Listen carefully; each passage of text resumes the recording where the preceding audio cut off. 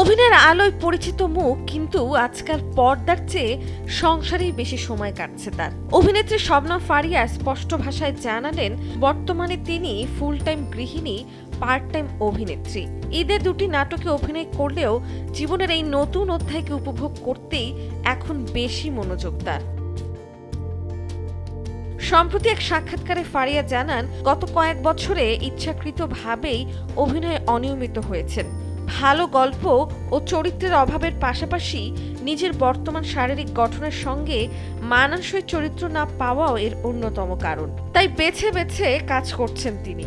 এবারের ঈদে তার অভিনীত দুটি নাটক দর্শকদের সামনে এসেছে, যা নিয়ে তিনি সন্তুষ্ট। ব্যক্তিগত জীবন নিয়ে সামাজিক মাধ্যমে আলোচনা গুঞ্জন তাকে বেশ বিব্রত করে বলেও জানান এই অভিনেত্রী। তিনি বলেন, ব্যক্তিগত জীবন নিয়ে অপ্রয়োজনীয় চর্চা কখনোই তার ভালো লাগে না। বিচ্ছেদ, পারিবারিক সংকট ও সামাজিক চাপ সব মিলিয়ে 2020 সাল ছিল তার জীবনের সবচেয়ে কঠিন সময়, যা আজও স্মৃতিতে দাগ কেটে আছে।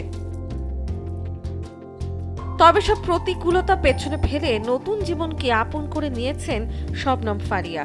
সংসার, ঘর এবং নিজের মতো করে বেঁচে থাকার স্বপ্ন পূরণের পথে এগিয়ে চলছেন তিনি। পাশাপাশি বই পড়া ও লেখালেখির প্রতিও রয়েছে তার আগ্রহ।